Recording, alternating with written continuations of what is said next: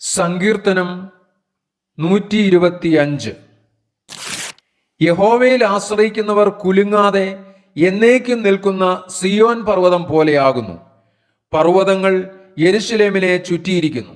യഹോവ ഇന്നു മുതൽ എന്നേക്കും തൻ്റെ ജനത്തെ ചുറ്റിയിരിക്കുന്നു. നീതിമാന്മാർ നീതികേടിലേക്ക് കൈ നീട്ടാതിരിക്കേണ്ടതിന് ദുഷ്ടന്മാരുടെ ചെങ്കോൽ നീതിമാന്മാരുടെ അവകാശത്തിന്മേൽ ഇരിക്കയില്ല. യഹോവേ, ഗുണവാന്മാർക്കും ഹൃദയപരമാർത്ഥികൾക്കും നന്മ ചെയ്യണമേ.